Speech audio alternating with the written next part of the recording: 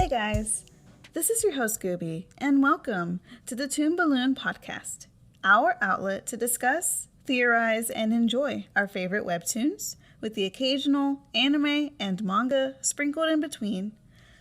Okay everyone, it's time to finally take a closer look into the momentous finale to Minthe's arc in the Lore Olympus series. This is going to be an episode dedicated to the multiple chapters leading up to the eventual end of her character arc. Or so we think. Chapters 149, 150, 151, 152, and 153 are all going to be discussed within this episode. And just like many of my episodes, there will be spoilers. Now, let's dive into this webtoon.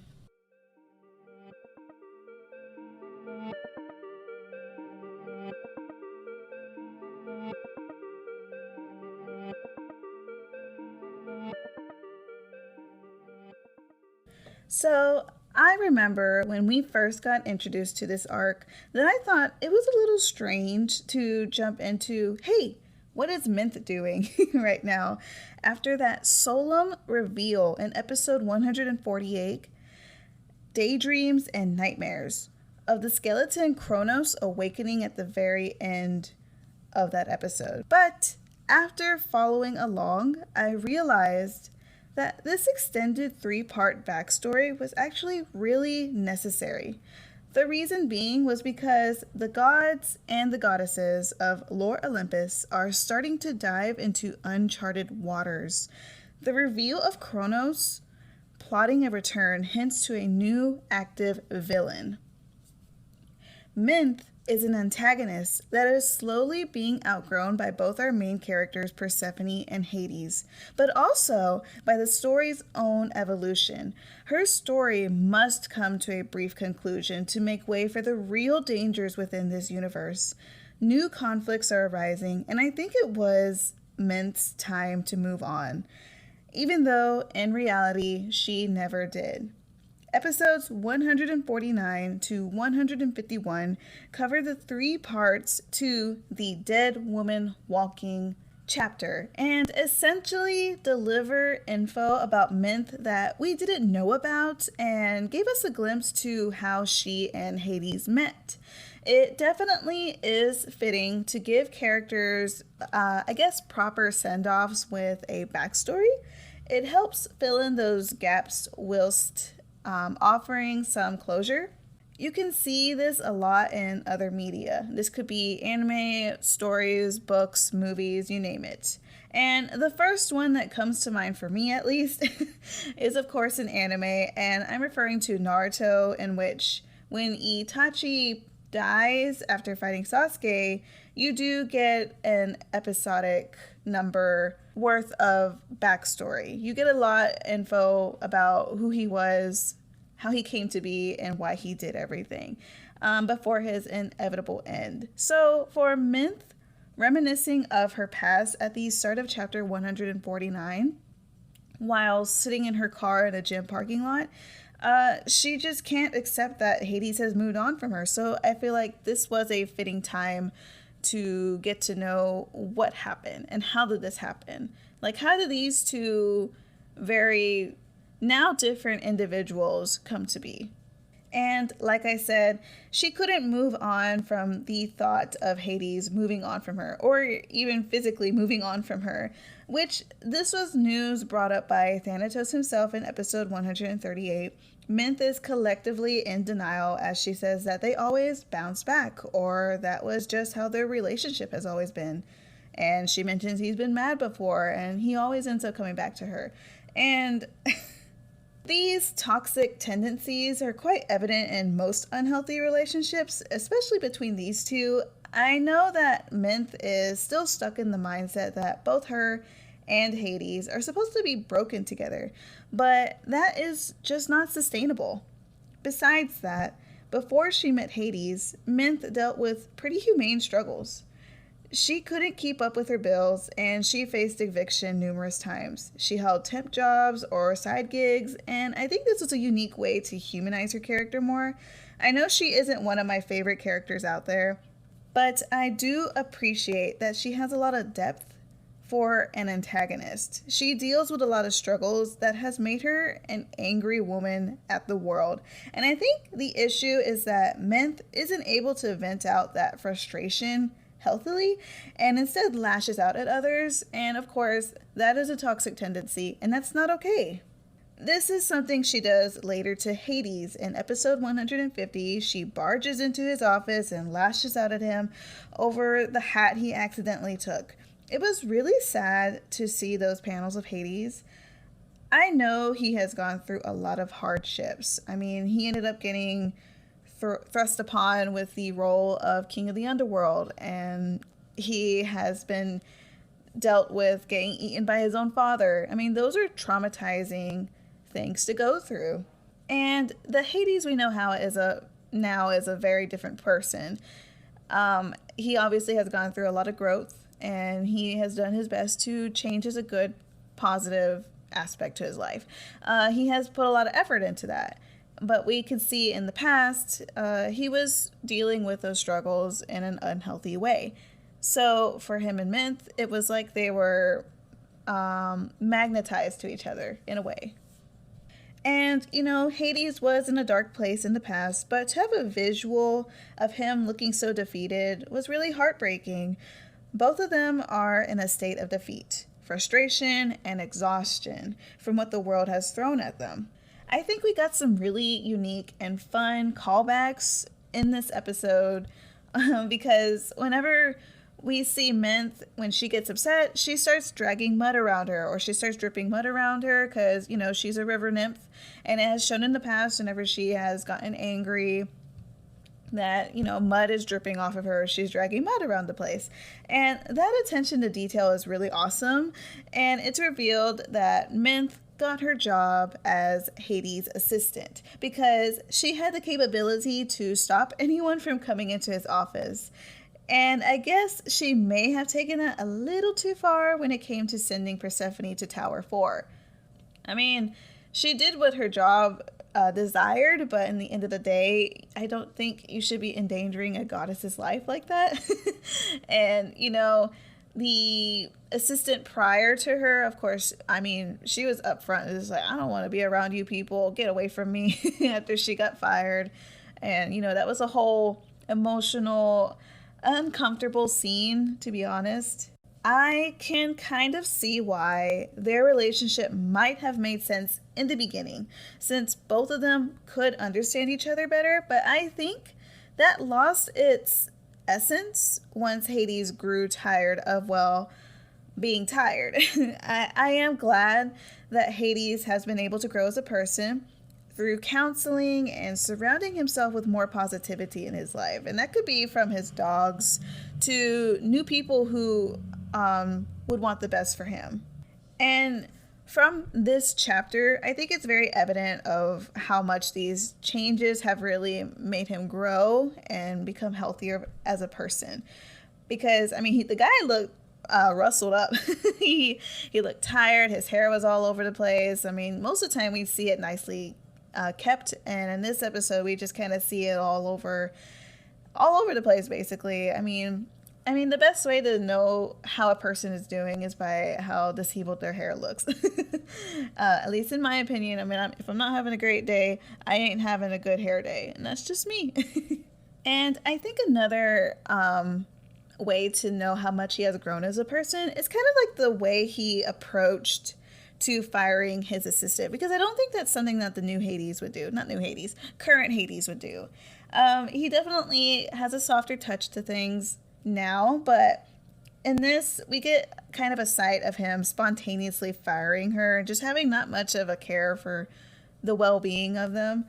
And that's very different from what Hades does now, because especially with all the kindness that he shows Minthe later on in this arc, it was a sight to see.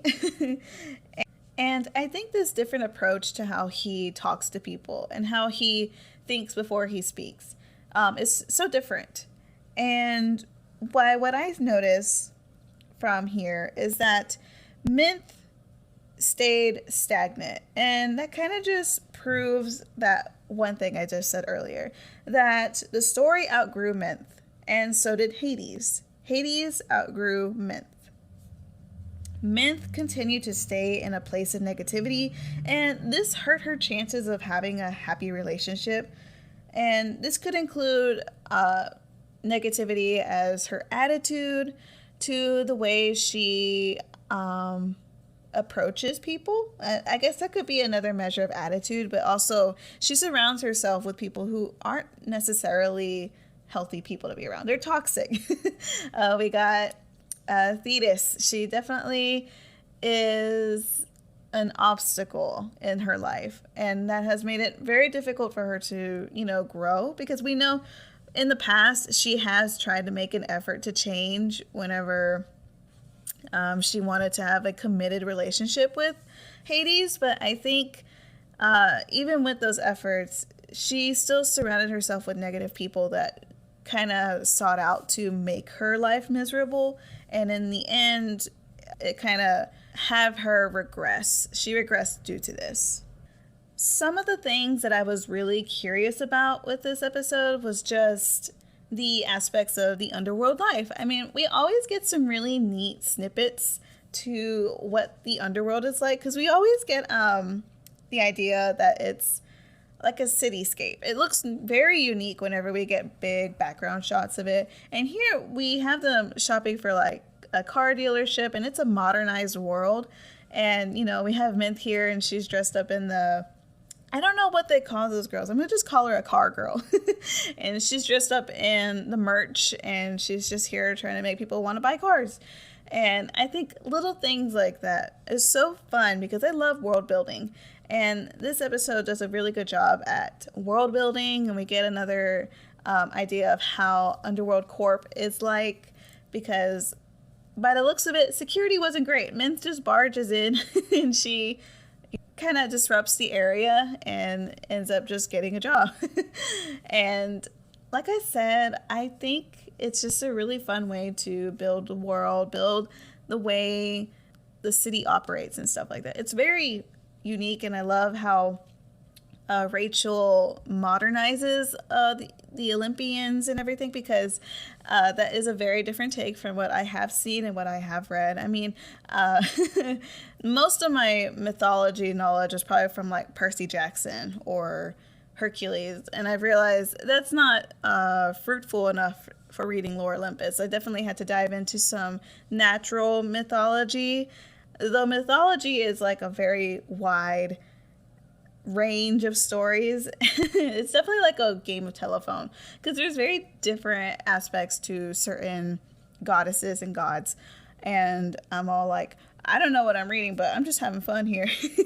It really helps to read some of the theories and analysis that Lore Olympus dedicated pages do, like Thy Novel, the Lore Olympians on Instagram. They both do very excellent analyses for Lore Olympus, and they really help me build theories and research proper mythology when it comes to Persephone or Hades or any of the goddesses and gods of this story. I definitely really recommend that you go check those accounts out if you really like Lore Olympus, because I think they have made it even more fun to read the story, because I have a fun time making theories and thinking what's going to happen next. And even if they don't happen, it's still really unique to look at. Okay, so we will be taking a short break and return after this short musical interlude to talk about the other half of this large discussion.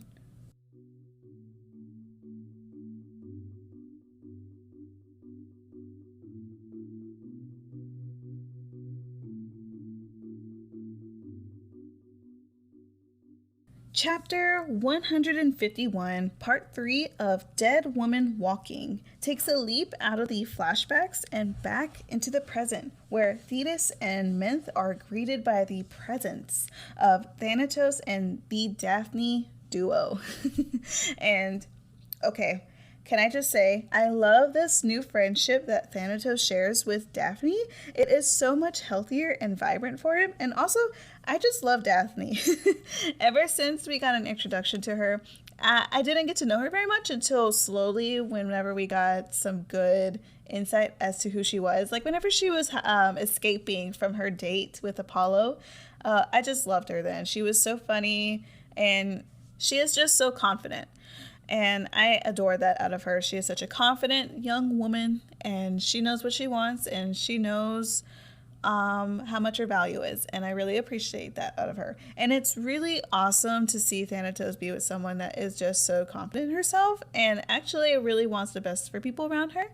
And the fact that she is willing to speak to him and just hang out with him because she finds him, what's the word? Worthy of it. I don't know. She takes time in people, and I really like that about her character. So when I saw them hanging out together, I was like, yes, this is it. And I do ship them. After a little bit, I was like, yeah, I ship it.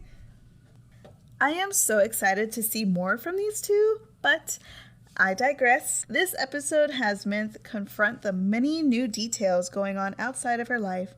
Despite Daphne's great efforts to maintain her class, it comes to a full stop since she wants to kind of listen in on the gossip. Which was way too funny, as she's such a fun character. And the two women behind Minthe at the gym class, I'm going to say, I wonder what Daphne was teaching. Was it like aerobics or jazzercise?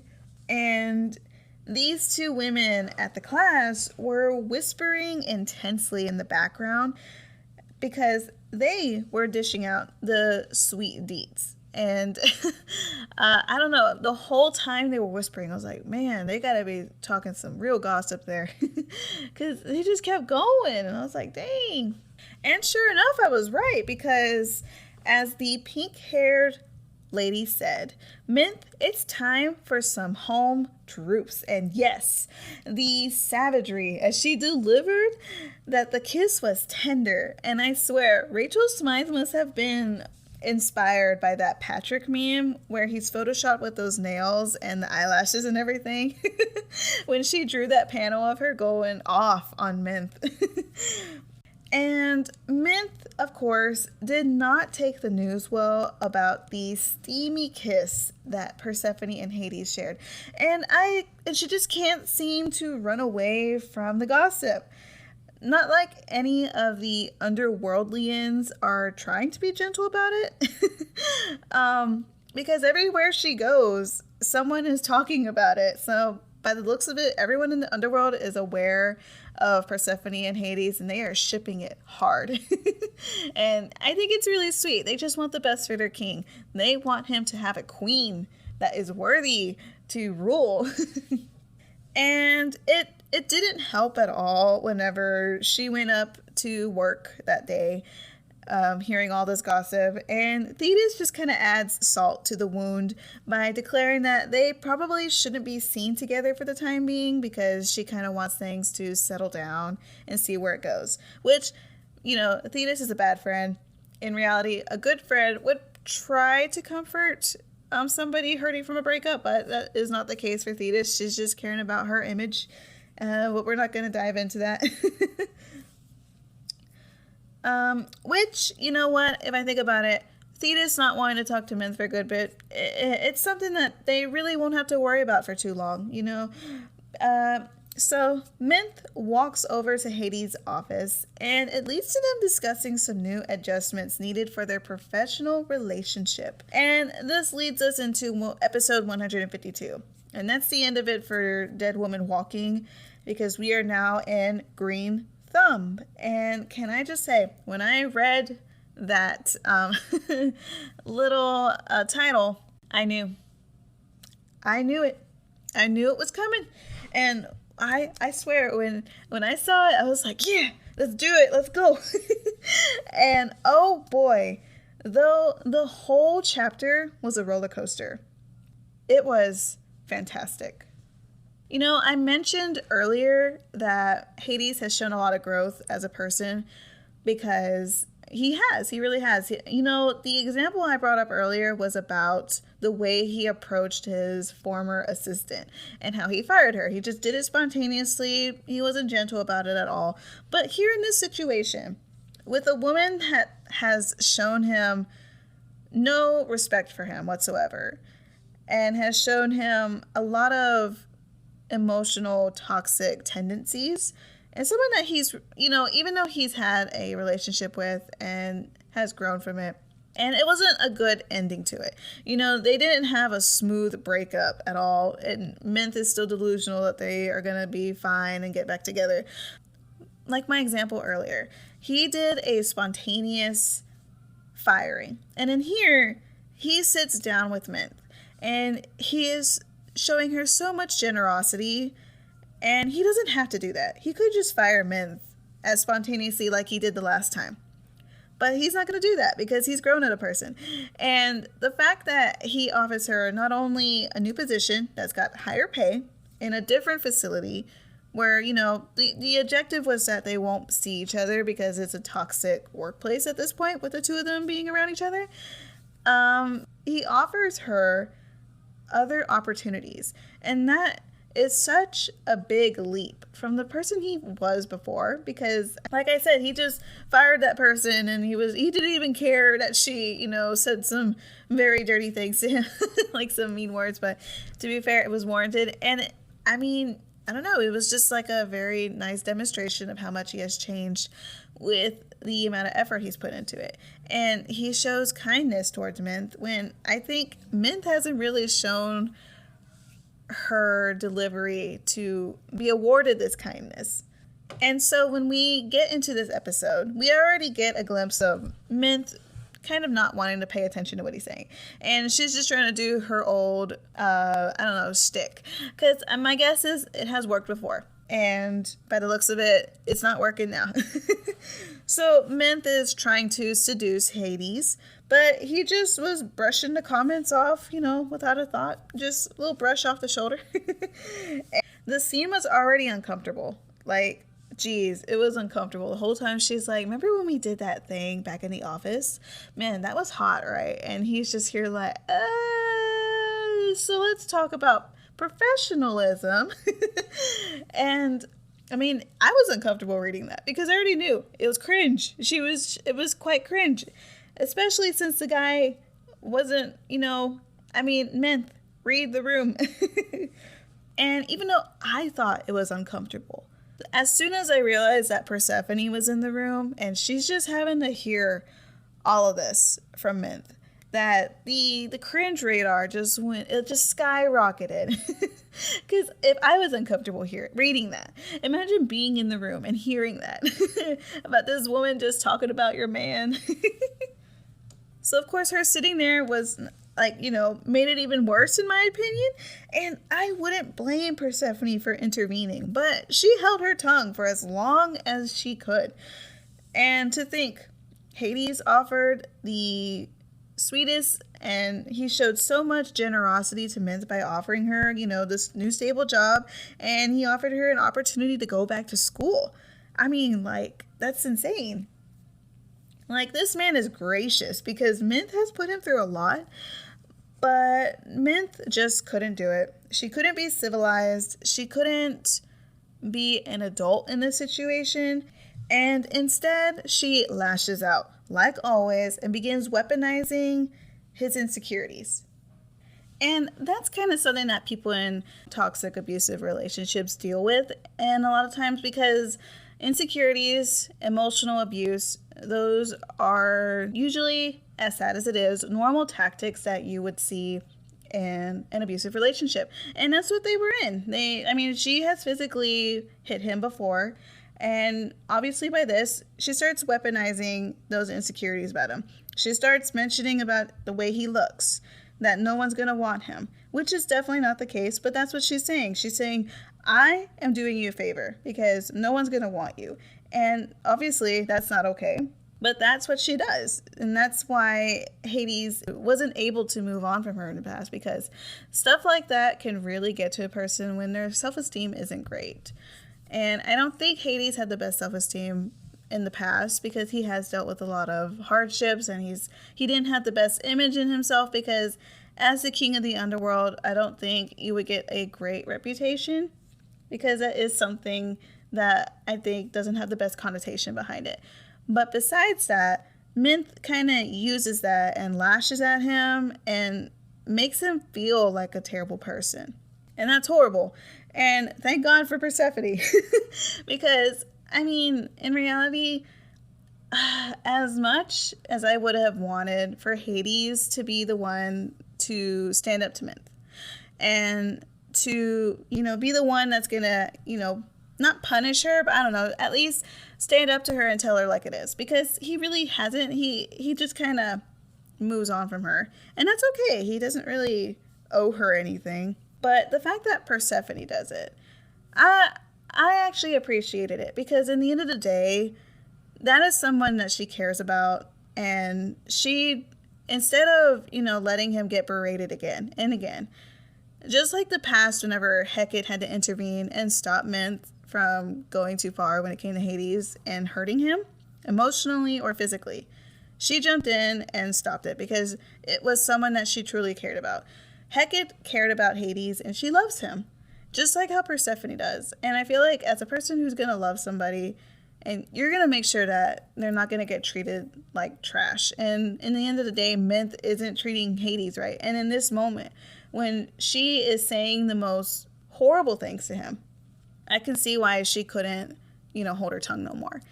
And I think Persephone could deal with anybody talking about anything about herself.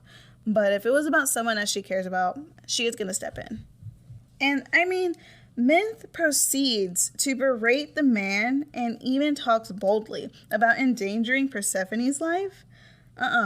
That's nonsense. And we get a hint of both Persephone and Hades unveiling their true forms. And oh my gosh, guys, Hades with his stars and Persephone with her red eyes, her glorious green wings and all. I loved it. I loved it so much. That parallel of this pairing in demonstrating what a real king and queen look like, they had the energy, and I am so here for it. I need more scenes of these two pulling in with their full forms, with that king and queen stances and everything. They need the crowns and everything. I want to see that happen more in the future. The last straw played was Minthe outwardly provoking Hades and Persephone with all of the disastrous things that she has done in the past, such as reporting Persephone's mom. And when Persephone intervenes, since this is something that she will not stand for, attacking her loved ones. This includes Hades, of course, because as Persephone is unleashing her curse on Minthe, it is evident that someone needed to put Minthe in her place. Persephone is right. Who does Minthe think she is to disrespect the king of the underworld? And Persephone delivers that powerful line that seems to be a phrase that I think a lot of the Olympians have used in the past. She says, "It's too late for sorry."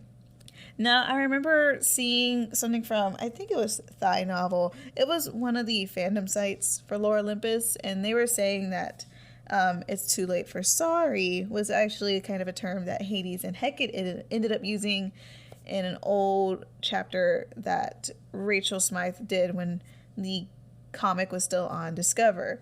Now, seeing Persephone use it and seeing that comparison that I saw on that fandom site, it was really, really cool to see that. She's just fitting right in to the underworld, and obviously she's got that queen energy, and so she is just, it's like being the queen is just her destination, and it's so cool to see her just flaunting it, her passionate side. I kind of want to think it's like her fertility goddess side kicking in and, passing on judgment as queen. Even though she's not queen yet, she's definitely got the energy of it. And I think even in the myth and everything, like the actual Greek myth, Persephone is known to be much more, I guess she's more of like a disciplined kind of person. She was more ruthless in comparison to Hades, which is why I guess they refer to her as like the dreaded queen and why she's feared more than everybody and all that kind of stuff. So to see her just passing on her excellency here and, don't disrespect the god. Don't disrespect the king of the underworld. And for Minthe, I really do feel like, yeah, quit disrespecting him. Quit degrading him the way you are. And so when she, sprinkled her little curse, it leads to Minthe becoming Mint. And just like in the Greek myth, how charming. As much as others have said in the past, I noticed some fans didn't want this to be the end for Minthe. Many have declared that they wanted Minthe to redeem herself and have that mystical redemption arc and actually grow as a character. Although I can understand that sentiment, and I would want nothing more for Hades to actually have a calm and professional relationship with Minthe. I think this just mirrors life. I mean, no one can have a glorious redemption arc all the time. I mean, I always think of like a perfect redemption arc as like Zuko from Avatar: The Last Airbender. No, that's like a redemption arc. And the character had gone through waves until he finally made it to that route where he was ready to redeem himself. And Minthe hasn't done that yet. Minthe has had spur of the moments, but nothing that's actually gotten her to really push herself, to redeem herself and change. And so, like I said, I feel like this just mirrors life. And in the sense of relating to a human's life, before I said that Minthe deals with humane struggles. She's a pretty flawed character, and I think that is a fact that she hasn't been able to get herself out of that negative box. And it reflects what a lot of toxic people undergo in real life. Minthe is relatable in the sense that she can't let go of those evil thoughts. And I don't think she has earned her room to grow just yet. Minthe hasn't recognized her toxic behaviors, and she hasn't put an effort to deal with her emotions in a healthier manner. And she antagonizes others, and she weaponizes her insecurities along with other people's insecurities. And I feel like her becoming a plant is actually the key to her possibly getting the opportunity to redeem herself.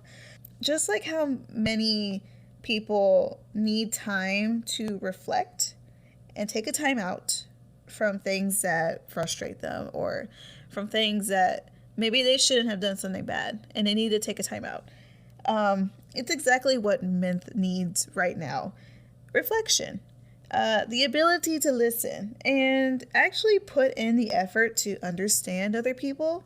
Minthe, as Persephone said, sure likes to talk. So her losing that ability would do her some good. Yeah. Also, Persephone looks stunning in this episode because she's just dropping model shots left and right.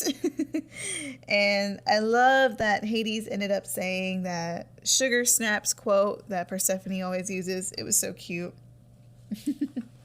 And, like I said, Persephone turns her into a form where she really can't speak and bring about her toxic tendencies of yelling at people and throwing their insecurities in their faces. This is just Minthe's opportunity to actually have to listen. She has to sit still. She has to actually understand people and kind of, use her ear, like her hearing.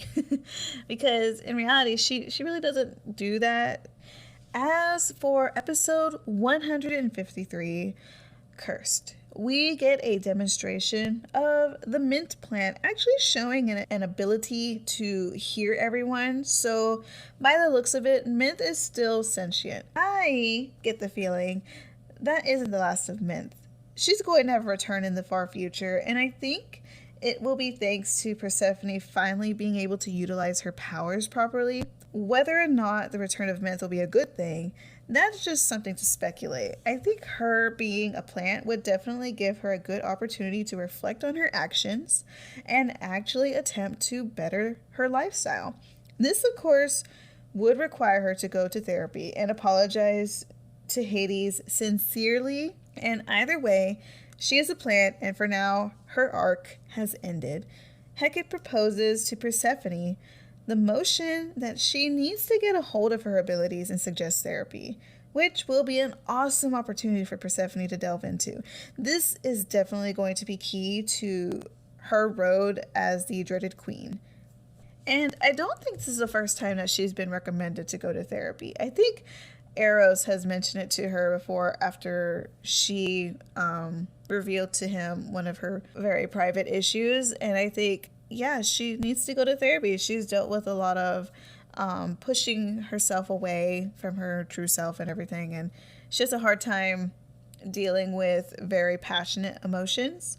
And it would do her some good to finally be able to grow into her own skin. I do think that we'll be seeing a lot of changes from her. And, you know, I hope that they will be positive and that she'll be able to really open up to herself and to others whenever she feels right and ready. Also, I love that Hecate is so relaxed in her true form. I wonder how that works in her case. Is she essentially flexing of a sort to keep her form at bay? Anyways, I adored the interactions between Hades and Persephone here. The two of them are complementing their features, particularly the ones that they don't really like about themselves, and I guess it's something that they are insecure about. It's the sweetest thing, and it's nice to see them appreciate each other for the way they are and be comfortable with one another. The chapter ends off with Eros and Artemis discussing what exactly Persephone implied in her last phone call with Artemis, which... sadly for Artemis, this isn't Eros's truth to reveal, and it's hard to see her hurt, but I do hope she can find some semblance and have an opportunity to talk with Persephone herself. I admire that Eros is keeping his promise and respecting Persephone's wishes. This is a very delicate subject, and I think he is handling it in the best way possible. And as for Artemis, she would need some time for herself. And as hurt as she is to hear that no one is honest with her, then I think it is safe to say that she will be dealing with some harsh truths in the future. I worry of how she's going to handle it all and how she will deal with her brother, or if she will side with Persephone. I guess that is speculation for the future. So we'll just see whenever it comes up in later episodes. All right, so since we covered the last few chapters leading to the eventual potted plant, I can say that we have reached the end of this episode, and I had a wonderful time dropping my thoughts and observations for this arc, and I would love to hear yours. So let me know your thoughts and opinions of what we discussed today in this episode by messaging me through either of my social media handles. Both my Twitter and Instagram handles are at the Toon Balloon. I would love to hear from you. Also, definitely tell me any other webtoons, anime, or manga you are interested in, and I may talk about them in a future episode. The Toon Balloon podcast can be listened to on SoundCloud, Spotify, Google Podcasts, and YouTube. So for you guys, I have one quick question. When it comes to Lore Olympus, who is your favorite character out of the entire series? You can send me your answers through Instagram or any of the other social medias you can reach me to, and I would be so excited to share them in the next episode. And so, let's end this episode of the podcast.